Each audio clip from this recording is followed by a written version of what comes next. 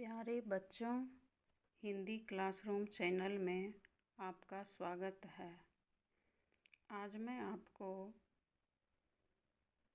कक्षा 11 बिहार बोर्ड हिंदी काव्य के विद्यापति द्वारा रचित पद की व्याख्या करने जा रही हूँ।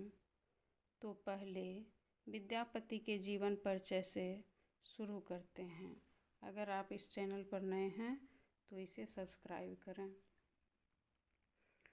तो देखिए, विद्यापति को आदिकाल और भक्ति काल के बीच का कवि माना जाता है। इनका जन्म जो है 1360 ईस्वी के आसपास में हुई थी। इनका जन्म स्थान जो है विस्पी नामक ग्राम, जो बिहार के मधुबनी जिले के अंतर्गत हैं। माता का नाम हंसिनी देवी, पिता गणपति ठाकुर। उपाधियाँ देखिए इनकी: अभिनव जयदेव, कवि शेखर, मैथिली कोकिल इत्यादि। इनकी रचनाएं देखिए: कीर्तिलता, भू परिक्रमा, पुरुष परीक्षा, कीर्ति पताका, पदावली इत्यादि हैं।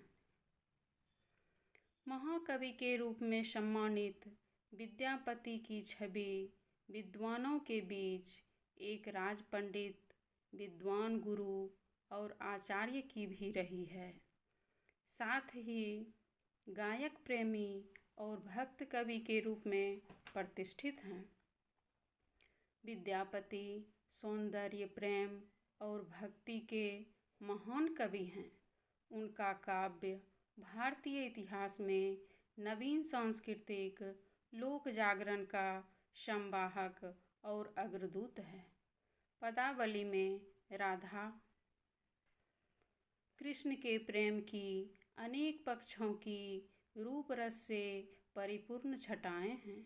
श्रृंगार और प्रेम के संयोग वियोग दोनों रूपों की ऐसी अभिव्यक्ति है जिसमें आनंद और वेदना की विविध दशाएं परिपोषण पाती है।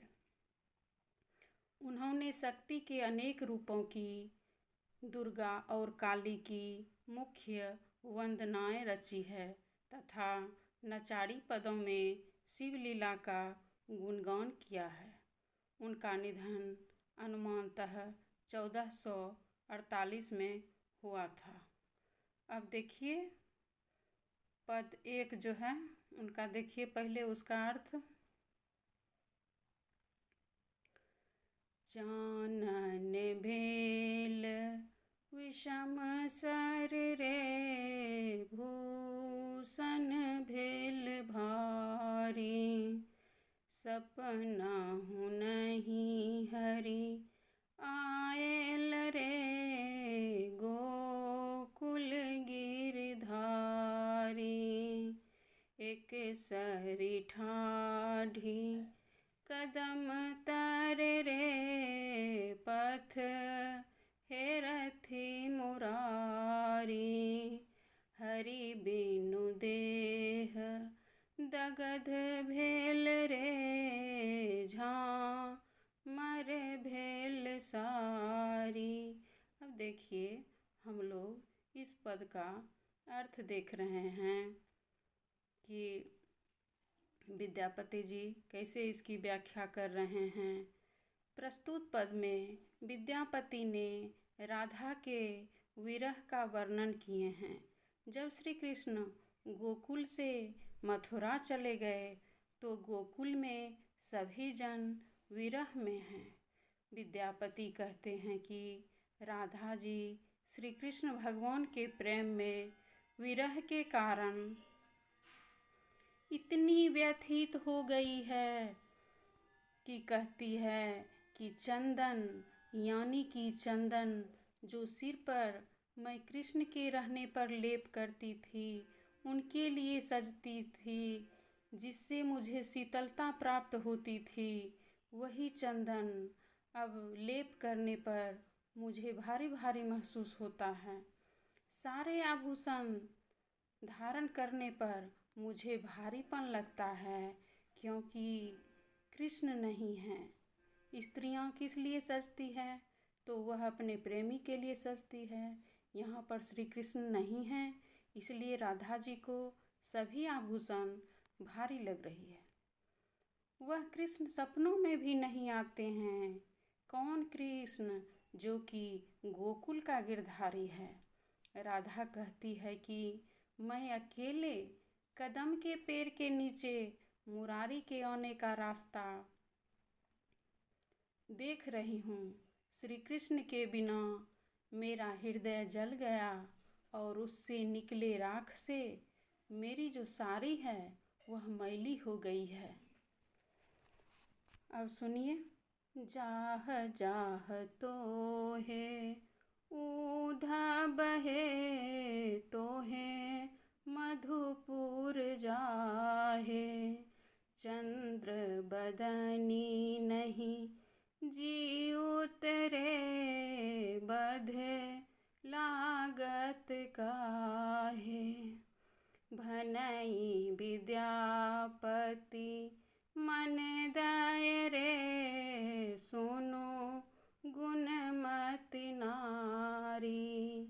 आज आबत हरि गोकुल रे, पथ चलूं झट झारी। जब राधा जी श्री कृष्ण के वियोग में व्यथित रहती है, उदास रहती है, तो श्री कृष्ण भगवान वहाँ से मथुरा से भेजते हैं उद्धव जी को यहाँ पर गोपियों, राधा सभी को समझाने के लिए। तो राधा जी क्या कहती हैं? राधा उद्धव को ताना देती है कि हे उद्धव, तुम मथुरा जाओ और समझो, राधा अब जीवित नहीं है। तुम अपने ऊपर वध क्यों लगाते हो? विद्यापति कहते हैं कि तन मन से सुनो गोमती नारी, आज श्री कृष्ण आएंगे और रास्ते चलो साफ करने, क्योंकि हरि आने वाले हैं। अब दूसरा पद देखिए।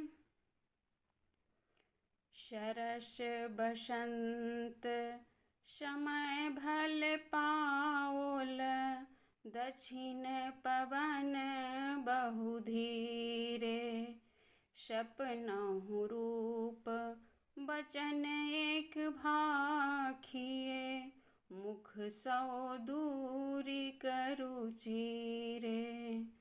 तोहर बदन सन चान हो अथी नहीं, जइयो जतन बिहि देला, कै बेरी काटी बनाओल नभ कै, तइयो तुलित नहीं भेला। प्रस्तुत पद में विद्यापति कहते हैं कि वसंत का सुहावना मौसम है।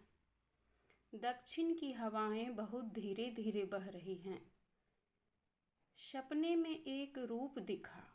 वह उस रूप में घूंघट लिए हुए था, पर उस कपड़े को यानी कि घूंघट को हटाने के लिए कहते हैं। तो देखिए, ईश्वर के बहुत मेहनत करने पर भी आपके बदन की तुलना में चांद कुछ भी नहीं है। यहाँ पर सपने में जो दिखाई पड़ा है तो उसकी तुलना चांद से की जा रही है कि चांद जो कि ईश्वर चांद को मतलब बनाए हैं अपने मेहनत से, तो वो भी उसके समान नहीं है। लोचन तूल कमल नहीं भय सक, से जग के नहीं जाने, से फेरी जाए नुकायल जल भय, पंकज निज अपमाने। भनई विद्यापति सुनु बर जोवती, ई सब लक्ष्मी समाने। राजा शिव सिंह रूप नारायण, लखिमा देई रमाने। तो देखिए, पहले के टाइम में बहुत ऐसे कवि थे जो कि दरबारी कवि रह चुके हैं। तो विद्यापति भी दरबारी कवि रह चुके हैं राजा शिव सिंह के यहाँ। तो जो दरबारी कवि होते थे वो राजा का बढ़ चढ़कर सम्मान करते थे, उनके सम्मान में बहुत कुछ लिखते थे उनकी प्रशंसा में, जिससे कि राजा बहुत खुश रहते थे। तो सुनिए, यहाँ पर भावार्थ सुनिए। विद्यापति जी कहते हैं कि जिसे देखा गया उसके लोचन की तुलना कमल से भी नहीं की जा सकती है। यह बात सुनकर कमल अपना अपमान सुनकर छुप गया। तो यहाँ पर विद्यापति जी कहते हैं कि यह सब जो है लक्ष्मी के समान है, यानी कि कमल जो चीज़ दिखाई पड़ा है वह मतलब जो चीज़ दिखाई पड़ा है उसकी आँख जो है ना कमल से भी श्रेष्ठ है। तो इसलिए कमल अपना जो है अपमान सुनकर छिप गया जा कर के। तो विद्यापति जी कहते हैं कि यह सब लक्ष्मी के समान है। राजा शिव सिंह नारायण के समान हैं, तो लखिमा यानी कि उनकी जो पत्नी है वह भी रानी के समान है। धन्यवाद। इसे लाइक करें, सब्सक्राइब करें।